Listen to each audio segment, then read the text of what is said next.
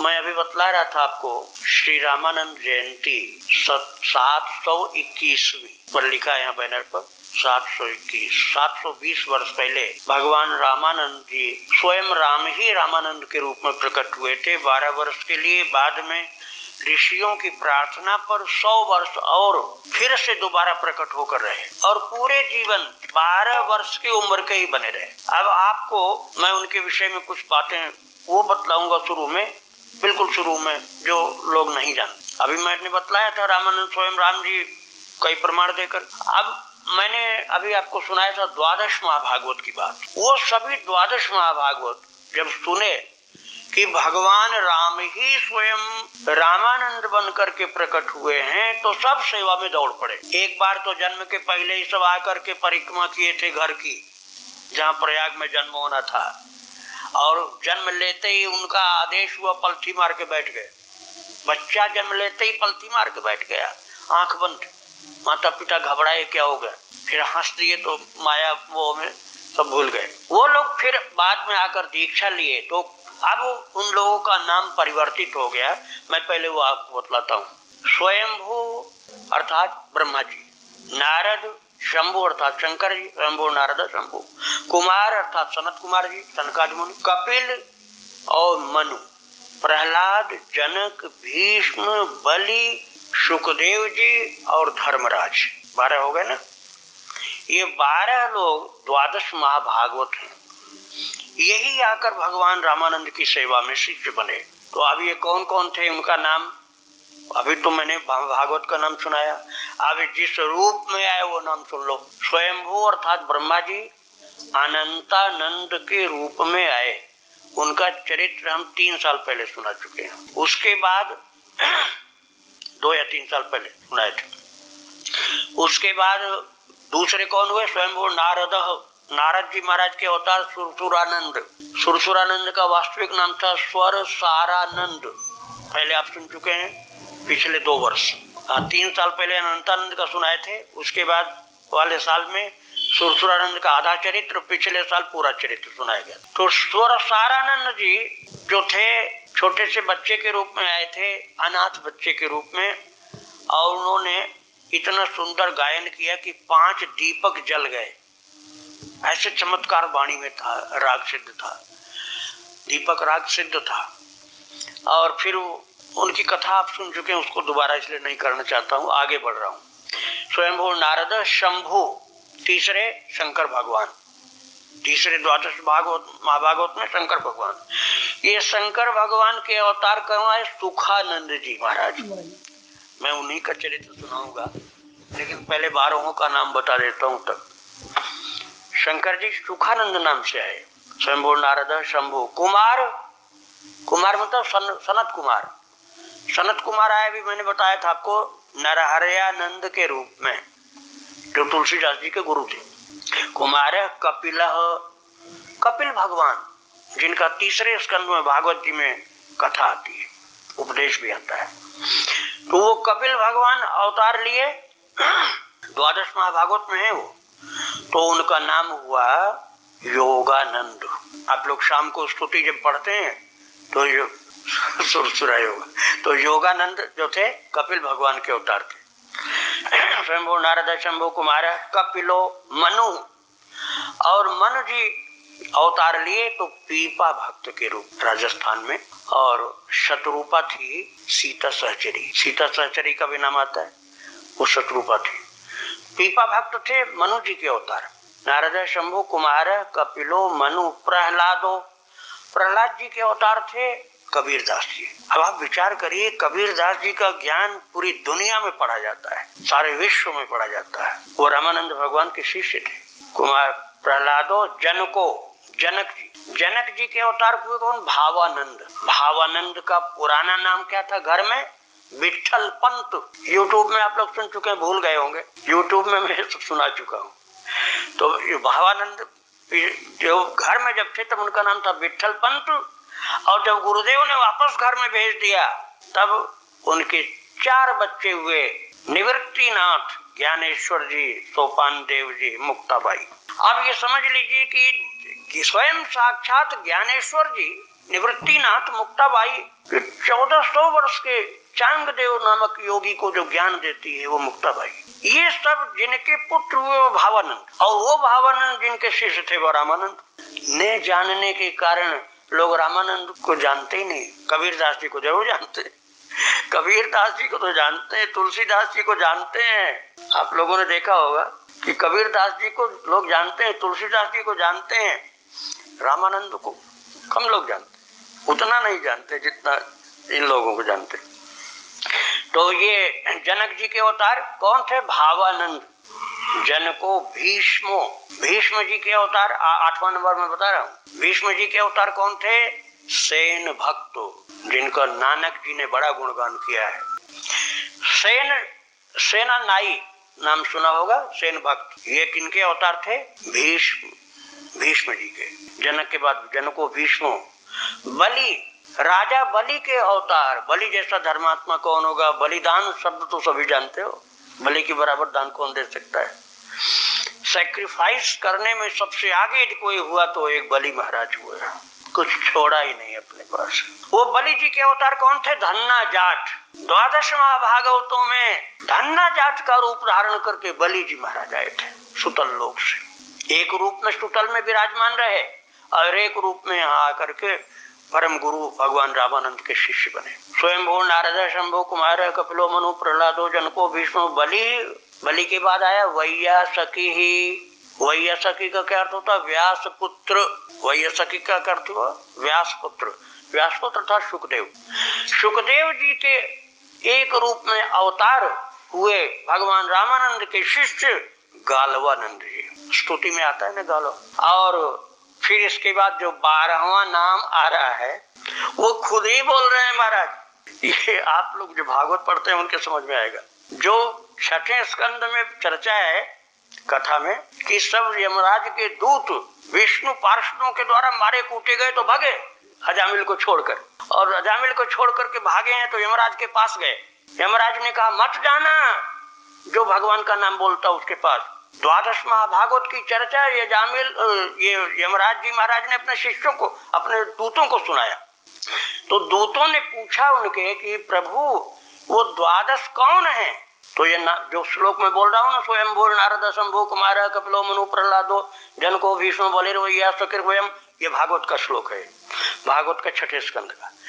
तो ये स्वयं धर्मराज यमराज जी बोल रहे हैं। अब 11 तक सुना दिया। 11वां कौन सुनाया? सुखदेव जी महाराज गालवानंद। हाँ, इसके बाद दूतों ने कहा महाराज आप चुप कैसे हो गए? 12वां तो बता ही नहीं रहे हो। बोले अब कैसे बताऊं, 12वां मैं ही हूँ, 12वां मैं ही हूँ। तो स्वयं धर्मराज, ये धर्मराज के अवतार कौन है? रैदास जी महाराज। रैदास जिनकी शिष्या मीरा को दुनिया जानती है। रैदास की शिष्या मीरा को तो सब जानते हैं, मीरा की जैसे रैदास को भी लोग जानते हैं, लेकिन मीरा के दादा गुरु को लोग कम जानते हैं। ये आश्चर्य की बात। ठाकुर जी की विचित्र लीला। अपने शिष्यों का नाम ज्यादा प्रसिद्ध कराया, भगवान ने अपने शिष्यों का नाम ज्यादा प्रसिद्ध कराया, अपने शिष्यों के शिष्यों का भी नाम ज्यादा प्रसिद्ध कराया। शिष्य रैदास का नाम ज्यादा लोग जानते हैं, और ये शिष्य के शिष्या मीरा का भी लोग जानते हैं। अनंतानंद जी का नाम कम लोग जानते हैं, और अनंतानंद की परंपरा में नाभादास जी का नाम लोग ज्यादा जानते हैं। ये मैंने 12 महाभागवत की बात आपको सुनाई केवल परिचय मात्र के लिए। अब मैं चलूंगा आपको लेकर के सुखानंद, क्योंकि सुखानंद जी का नंबर पहले अनंतानंद का सुनाया, फिर सुसुरानंद का सुनाया। अब सुखानंद जी का संक्षिप्त चरित्र, कुछ बचेगा तो अगले वर्ष, नहीं तो पूरा ही सुना दूंगा। सुखानंद जी महाराज मैंने बताया कि आपको शिव अवतार थे, शिव जी के अवतार थे। जाम्बुवती नाम की एक विप्र कन्या जो काशी में थी, उसका विवाह हुआ था उज्जैन में। बहुत अच्छे विद्वान परिवार की थी, लेकिन उसको संतान जब नहीं मिली तो उसकी सासू ने बहुत ताने मारे और इतना ज्यादा उसको दुखी किया कि कह दिया तू मायके चली जा, जब तेरे कोई बच्चा ही नहीं होना तो ससुराल में क्यों रह रही। तो मायके भेज दिया और जा करके दुखी होकर के काशी में भगवान विश्वनाथ की पूजा में लगी। और तब जिस दिन अकेली बैठी पूजा कर रही थी तो आकाश में मंदिर के नभ में मंदिर का जो नभ है उसको घटाकाश बोलते हैं। जैसे घटाकाश, मठाकाश, महाकाश, ये अद्वैत वाली बात होगी। अद्वैत वेदांत में महाकाश तो ये जिसमें एरोप्लेन चला लो, आकाश है, हवाई जहाज चल रहे हैं, तमाम चल रहे हैं, मिसाइलें चल रही हैं, वही आकाश छोटा हो गया। सत्संग भवन में भी है, सत्संग भवन में भी आकाश है, हवाई जहाज नहीं चल पाएगा, लेकिन है तो आकाश। वही आकाश हमारे आपके शरीर में भी है। अब हवाई जहाज का मच्छर भी नहीं चल सकता। अद्वैत वेदांत की बातें आ गई है। तो ऐसे ही व्याप्त परमात्मा में इतना बृहद शक्ति है कि जिसको डिस्क्राइब करना असंभव। वही आत्मा जब अपने अहम तत्व को संक्षिप्त करता हुआ विनिर्मुक्त होने के नजदीक पहुंचता है तो महाकाश से घटाकाश, घटाकाश से मठाकाश, मठाकाश से घटाकाश। मठाकाश मतलब ये हो गया सत्संग भवन में व्याप्त आकाश, मठाकाश। मठ घर, घर के अंदर, और वो छोटा हो गया तो अंतरात्मा। एक और विषय है, इसमें मैं आपको नहीं ज्यादा ले जाऊंगा। तो मैं ये बतला रहा था कि मंदिर में वाणी हुई जाम्बवती के लिए कि तुम चिंता मत करो, पुत्र मिलेगा। बोलो और क्या चाहिए? तो उसने कहा मुझे पुत्र ही चाहिए और कुछ नहीं चाहिए, लेकिन प्रभु मेरी इच्छा है कि स्वयं आप ही मेरे पुत्र बनो। जाम्बवती विप्र कन्या ने कहा आप ही मेरे पुत्र बनो, मैं संसार को पुत्र रूप में नहीं चाहती हूँ, मैं तो आपको चाहती हूँ। आपसे मेरा प्रेम है तो आप बच्चे के रूप में आइए तो मैं आपसे प्रेम करूं, जैसे बच्चे से लोग प्रेम करते हैं। भगवान शिव ने कहा मैं आऊंगा, तुम ससुराल चली जाओ और अपनी सास को बता दो कि तुम्हारे बच्चा होगा, और मेरी जो वाणी तुम्हें सुनाई पड़ी वो भी बता देना। तो वही जाम्बवती फिर पहुंच गई उज्जैन। वहां उसने व्रत किया, अपने ससुर को बताया, सास को बताया, पति को बताया, और भगवान शिव की ज्योति अंदर चमक गई। और जब भगवान शिव की ज्योति चमक गई तो घर के सब लोग न्यौछावर उसके ऊपर हुए जाए, इतना प्रेम हो गया सब। और महाराज वैशाख शुक्ल पक्ष पूर्णिमा के दिन लोगों ने अनुमान लगाया था, वैद्य लोगों ने, जन्म होना है बच्चे, लेकिन उसको बार बार स्वप्न होने लगा, नहीं पूर्णिमा को नहीं, मैं उसके 5-6 दिन पहले जानकी नवमी को मैं आना चाहता हूँ। उस दिन तुम जानकी नवमी का उत्सव मनाओ, मैं आऊंगा। उसी दिन जन्म हो गया। और बच्चे के ललाट पर एक चंद्रमा बना हुआ, जैसे शरीर में जगह जगह निशान होते हैं, तो वो निशान ऐसा था, काला नहीं था, सफेद सा था, चंद्रमा जैसा निशान। और ये जो कोई ध्यान से देखे तो ऐसी चमक निकलती थी कि आंख बंद हो जाती थी, इसलिए कोई ध्यान से एकाग्र होकर नहीं देखता था। और बच्चा अपने नेत्र को अर्धोन्मीलित रखता था, ऐसे नहीं देखता था, ऐसे पलकें नीचे झुका करके आधी से कम खुली हुई नीचे देखता रहता था। कितना ही लोगों ने कहा, लेकिन आंख खोलता नहीं था, आज थोड़ी सी खुली रखता था। तो वहीं पर उज्जैन के पास में एक देवी का सिद्ध उपासक माली रहता था, माली माला बेचने वाला। उससे देवी मैया बात करती थी, दुर्गा माता बात करती थी, इतना बड़ा सिद्ध था वो बच्चों की बीमारी का इलाज करता था। तो बच्चों की बीमारी का इलाज करता था, 1-2 खुराक में बच्चे ठीक हो जाते थे। वो भक्त भी था देवी का और वैद्य भी था। तो उसके पास बच्चे को लेकर के घर के लोग ले गए कि इस बच्चे को कोई बीमारी है, आंख खोलता नहीं है, नीचे ही झुकाव रहती है, इसकी पलक नीचे झुकी रहती है, आगे देखता ही नहीं, चलेगा कैसे? जब चलने लायक होगा तो चलेगा कैसे? तो आगे देखता ही नहीं। तो उसने कहा ले जाओ, दवाई ठीक हो जाएगा। दवाई दे दिया और दूसरे दिन कुछ असर नहीं हुआ तो फिर लोग ले आए। उसने कहा मेरी दवाई बेकार चली गई, कोई घरी बात है, चलो दूसरी दवाई देता हूँ। दूसरी दिया, उससे भी कुछ नहीं हुआ। तो उसने कहा अब मैं अपनी देवी माता से बात करके तब दवाई दूंगा। तो उसने रात में दुर्गा की साधना किया। तो दुर्गा माता ने कहा अरे तू क्या इलाज करेगा, वो तो भगवान शंकर जी हैं, जाके पूजा कर उनकी, तब तेरा कल्याण होगा। तो वो माली खुद आया लौट के घर, बच्चे को नहीं ले जाना पड़ा, माली घर आया, परिक्रमा किया, दंडवत किया और बोला आप लोग चिंता मत करो, इसके नयन ऐसे ही रहेंगे, इसी में जगत का कल्याण है, इनका भी कल्याण, आप लोगों का भी कल्याण है। इनकी दैवी शक्ति, वो बात खोला नहीं कि शिव जी के अवतार है। और बार बार प्रणाम करके बहुत सारी भेंट दिया उसने, कपड़े और बहुत से रुपए आदि, और आशीर्वाद दिलवाया घर के लोगों ने कि आशीर्वाद दे दो, आप देवी के उपासक हो। आशीर्वाद दे करके वो सबके कहने से आशीर्वाद देना पड़ा। फिर गए और फिर लोगों ने कहा कि महीने में एक बार आशीर्वाद दे जाया करना। तो बोला ठीक है, इसी बहाने दर्शन करने आता था वो। भक्तों, जब धीरे धीरे बच्चा थोड़ा सा, अच्छा एक बात और विचित्र थी कि बच्चे ने कभी पैदा होने के दिन से ही कभी अपने कपड़े में मल मूत्र का त्याग नहीं किया, एक बार भी। तो कैसे काम चलता था? ऐसे अपने हाथ पैर जोर से हिलाता था कि उसको लेके भागना पड़ता था। और उसको बाहर ले गए तो तुरंत उसने विसर्जन कर दिया मल मूत्र। ऐसे करके लोग सब समझ गए थे। एक दिन माता सोती रह गई और ऐसी आवश्यकता पड़ी तो क्या करे, तो बच्चा लुढ़क गया नीचे, पलंग से नीचे लुढ़क गया और घसीटता रेंगता जाके एक जगह थोड़े फूल पौधे थे वहां पर विसर्जन कर दिया मलमूत्र का। और फिर वो वहीं पड़ा हुआ था। जब जगी माँ तो बड़ी रोई, फिर देखा तो वहां पड़ा हुआ, कारण समझ में आ गया, दैवी बालक था ना। फिर उसको एक दिन माता लेकर के एक मंदिर में गई, वहां चरणामृत पिलाया। तो चरणामृत पीने के बाद इतना हंसा कि घर के लोग बड़े खुश हुए। अरे अब तो बहुत अच्छी बात मिल गई, इसको जब हंसाना हो तो चरणामृत पिलाया करो। एक दिन नहीं ले गए तो कोई एक अनजान बालक आ गया, वो अनजान बालक उठा के लेके गया और चरणामृत पिला लाया। और जब घर लाकर उसको रखा बच्चे को, तो सब लोगों ने सोचा उस बच्चे को भी थोड़ा कुछ खिलाया पिलाया जाए, जो ले गया था, लेकिन वो बच्चा तो मिला ही नहीं। फिर ये बड़ा आश्चर्य हुआ कि उस नन्हे से बच्चे को लेके कौन गया था और वो पता नहीं चला कुछ। जब बच्चा कुछ बड़ा होने लगा, विद्या अध्ययन की तैयारी हुई, तो उसने अपने जो उस जमाने में शिक्षक होते थे उनसे पूछा। वो तो अपना व्याकरण पढ़ाना शुरू कर रहे थे। तो बच्चे ने कहा, चंद्रहरि उस समय नाम से रखा गया था, चंद्रहरि, क्योंकि चंद्र उसके सिर पर था ललाट, तो नाम चंद्रहरि रखा गया। बच्चे ने पूछा कि आप जो मुझे विद्या पढ़ाना चाहते हो, तो आपको एकाक्षरी विद्या का ज्ञान है क्या? पंडित जी बड़े चौंके कि एकाक्षरी विद्या क्या होती? बोले मुझे तो नहीं पता। तो फिर मैं नहीं पढ़ूंगा तुमसे। तो बच्चे ने कहा फिर मैं तुमसे नहीं पढ़ूंगा, एकाक्षरी विद्या का ज्ञान हो तुम सिखाओ मुझे। उन्होंने कहा, पंडित जी तुम्हारा बच्चा तो इतना ज्ञानी है कि इसके प्रश्न का उत्तर ही मेरे पास नहीं, ये नहीं पढ़ने वाला मुझसे। और एक दिन सब लोग कहीं गए थे, बच्चा तब हो गया था 5 वर्ष का, 5 वर्ष का हो चुका था।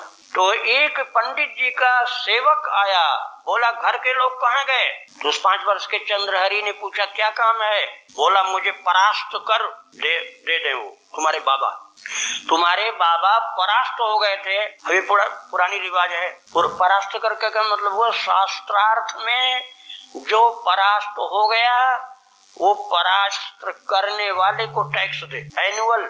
ऐसा नहीं कि एक बार दे दिया छुट्टी हो गई, हर साल देना पड़ेगा, हर साल परास्त कर देना पड़ेगा। और उनके चंद्रहरि के बाबा तो इसी में परेशान रहते थे कि हारा तो मैं एक बार था शास्त्रार्थ में और टैक्स हर साल देना पड़ता है। तो वो जो टैक्स लेने के लिए आया था, रंगराज दीक्षित उस विद्वान का नाम था जिसने परास्त किया था, उनका शिष्य आया था। तो चंद्रहरि ने कहा परास्त कर तब दिया जाता है जब परास्त हुआ हो। तो परास्त तो हुए थे तुम्हारे बाबा, तो मैं अब तुम्हारे पंडित जी को परास्त करने चल रहा हूँ। और छोटा सा बच्चा तैयार हो गया 5 साल का। उस जाके सेवक ने बताया उनको, रंगराज दीक्षित को। वो बोले कि बच्चा 5 साल का मुझे परास्त करेगा? बोला हाँ ऐसा करें। लेकिन महाराज इतना ज्ञानी थे चंद्रहरि की, घर से चल तो दिए, फिर सोचने लगे कि काम ना करना ठीक नहीं, किसी को अपमानित करना ठीक नहीं, कि पंडित जी को दुखी होना पड़ेगा, मैं ये जो करने जा रहा हूँ ठीक है कि नहीं है। बीच में वो रुक गए, और जब बीच में रुक गए तो एक अनजान व्यक्ति आया, उसने कहा अजी तुम कायर हो क्या? तो चंद्रहरि ने कहा कायर आप मुझको कैसे करें? बोले तुम जिस काम के लिए जा रहे थे इतनी कायर हो कि बीच में ही रुक गए, आगे जा ही नहीं रहे हो, जाओ जिस कार्य के लिए आए उस कार्य को करो। वो बच्चा जब गया तो उसने कहा रंगराज दीक्षित जी से कि आपको जो जो पूछना पूछो। महाराज उनके मुख से निकलता था और वो तुरंत उत्तर देता था, मुख से निकलते ही उत्तर देता था। तो बोला कि वो पंडित जी वास्तव में विनम्र हो गए कि बच्चा बहुत ही दैवी शक्ति वाला है। उन्होंने कहा कि आप मुझसे कुछ पूछेंगे क्या? बोले कहो तो पूछूं। महाराज ऐसे ऐसे प्रश्न पूछा बच्चे ने कि रंगराज दीक्षित को एक का भी उत्तर नहीं आया और वो चरणों में पड़े, बोले मैं आपकी सेवा करना चाहता हूँ। तो चंद्रहरि ने कहा मेरे लिए इतनी सेवा करो कि ये जो गलत परंपरा तुमने बना रखा है और तमाम निर्दोष पंडितों से टैक्स हड़ताल लेते रहते हो, उन गरीब ब्राह्मणों को सताते रहते हो, उस परंपरा को खत्म करो और किसी से टैक्स अब नहीं लोगे, बोलो ये मंजूर है? तो उन्होंने कहा अब मैं किसी से टैक्स नहीं लूंगा, ये गलत परंपरा सबको दुख देने वाली थी, आज से खत्म।